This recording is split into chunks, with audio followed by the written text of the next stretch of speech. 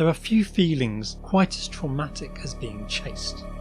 Movies have been depicting chase scenes for years, and they can effectively convey tension and dread with smart video editing. Books and other forms of written media, they can entrench you in the emotional dread, draw you into the paranoia of someone being hunted and a desperate search for escape. But only video games can draw you in to actually test yourself against the pursuit. What decisions would you make under pressure?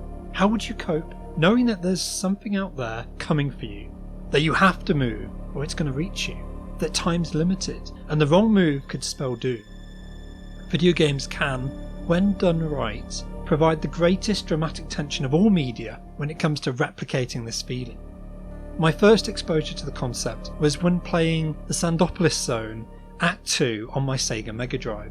I remember the horror of entering this new zone, racing to the right, and then, without warning, suddenly the lights began to dim and then the ghosts began to come out.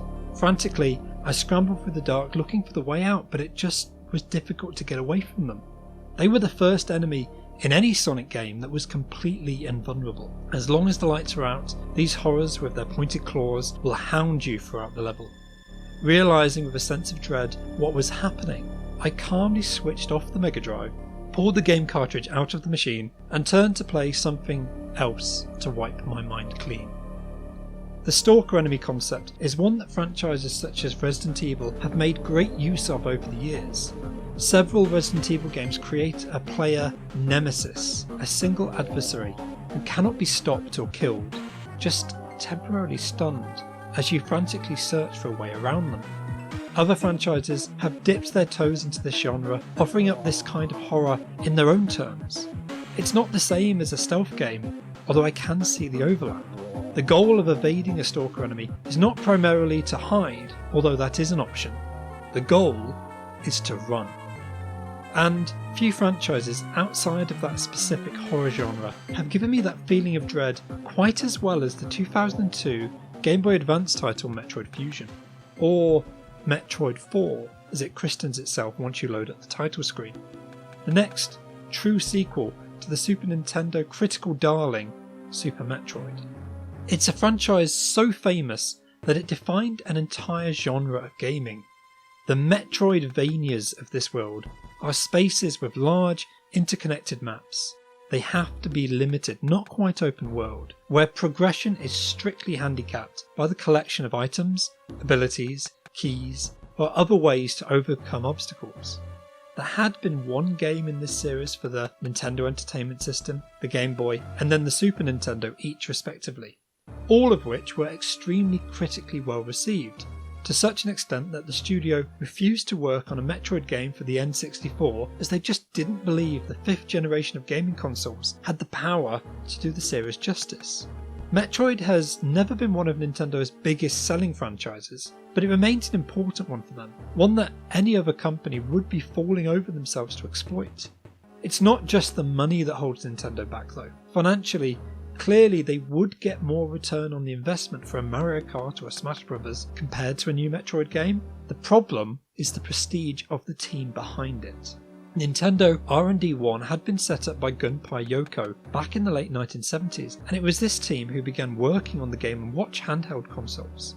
R&D 1 weren't just software developers but the lead hardware team who coded for the original Game Boy handheld and then the disaster that was the Virtual Boy. Through the 1980s, R&D 1 were the premier team at Nintendo who developed, amongst other things, the original Mario Bros. Game, Duck Hunt, Balloon Fight, Ice Climber, Kid Icarus, Super Mario Land, and the original Tetris. The original Metroid was just one title amongst dozens that caught attention, and it was one of two series that in 1991 the team developed a bespoke sequel for on the Game Boy. However, whilst Kid Icarus was then left behind, R&D 1 took the Metroid series back to the Super Nintendo in 1994, and there the series stayed, languishing for 9 long years before the fourth game in the series finally came out. At this point, R&D 1 were the handheld division of Nintendo. From 1995 to 2001, they produced 17 titles, only one of which, Sin and Punishment, made it to the Nintendo 64. R&D1 weren't the team to work on Nintendo 64 Super Metroid sequel because this was the team working on their hardest to keep Nintendo's handheld empire going strong. It wasn't until the arrival of the Game Boy Advance in 2001 that they thought they had hardware capable of meeting their expectations. Meanwhile, Nintendo sought the help of outside developers to work on a Metroid sequel, eventually settling with Retro Studios to produce the unexpectedly fantastic Metroid Prime in 2002 on the Nintendo GameCube, meaning an entire hardware generation had passed with no Metroid release of any sort. So whether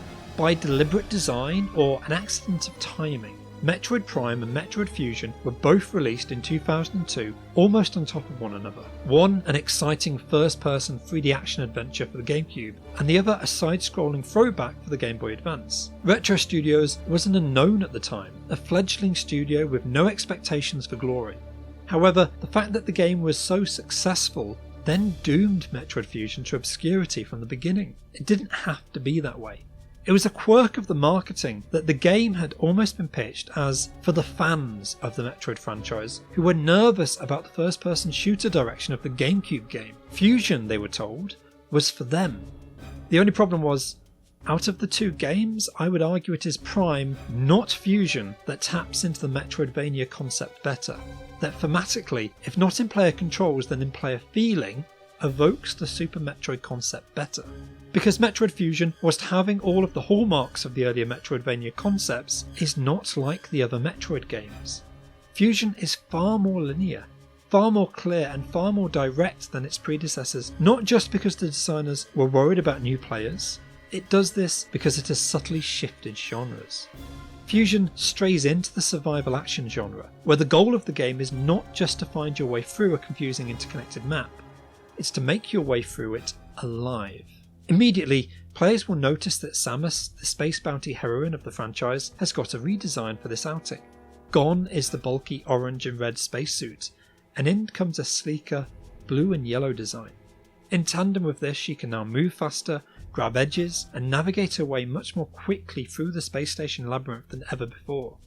This was done both to enhance and develop the gameplay, but also to lay down exposition for a new threat that this game introduces. In the last 3 games, Samus had been fighting space pirates and the titular Metroid creatures, hunting them to extinction.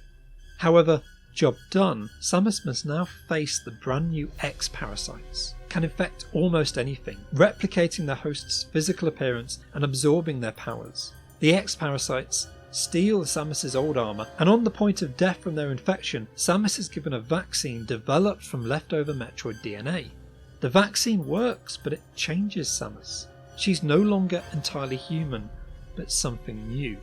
Some form of hybrid with the strengths and weaknesses of her old adversary. She's then sent to investigate an explosion in a space laboratory where testing on her X-parasite infected armour was taking place. Thus, Fusion introduces a new enemy to the franchise. The SA-X represents everything that Samus was before her infusion. It wears her old armour, it has her old abilities, it stalks her relentlessly through the space station. It's not actually seen that often in the game, but the brief moments when its path crosses Samus's, there's no option or ability to fight.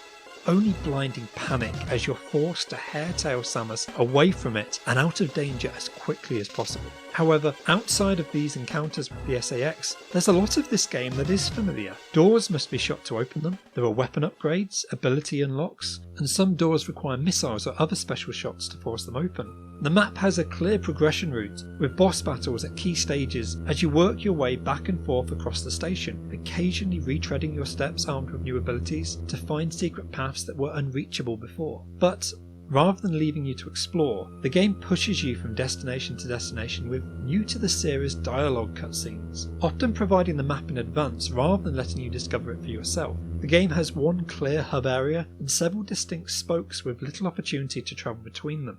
Each area is themed after distinct biomes, so you essentially have a water level, a fire level, an earth level. It's a whole lot more conventional than the old Metroid games had been, a whole lot more predictable. The terror is not of the unknown, it's in the tension waiting for the next time that oh so familiar silhouette will next darken your doorway. I wish they'd made more of that. Unfortunately, to make the game more manageable, your AI companion / taskmaster will often warn you when the SAX is near. Between each area, there's a short mission briefing ensuring you always know exactly what you're about and what your next goal is. As a result, the sense of isolation of the old games, where Samus is a sole entity in a hostile landscape searching for a way through, is instead replaced by the complete opposite. Samus is now the protagonist in an espionage movie, complete with double and triple crosses. The Galactic Federation were lying about the purpose of the space station. Artificial intelligence program Adam was lying about his directives. The SAX was secretly reproducing and spawning new Samus-shaped monstrosities. We thought there were only one. And in the end, old rivals will have to team up to take down one final monster in a mad dash for freedom. The game chafes against the limitations of the Game Boy Advance. A wider screen would have been wonderful, but it absolutely delivers on what it sets out to do. However, this subtle genre change was not appreciated by the hardcore Metroid fans, leaving Fusion with something of a mixed reputation for quite a while.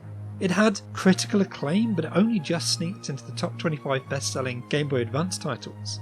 Rather than work on a sequel, R&D1 instead developed a remake of the original Metroid game using Fusion's engine, and although the sequel, Metroid Dread, was announced for Nintendo DS, it was then cancelled due to technical limitations. As I said at the start, Metroid is not a best-selling franchise for Nintendo, but it is an important prestige franchise for them, or at least it was until the next game in the series after Retro Studios' Prime trilogy, Other M, developed by Team Ninja, received such a strong backlash that the series went on another brief hiatus whilst Nintendo took stock and began searching for other co-developers to pick up the torch, now that they closed down R&D1.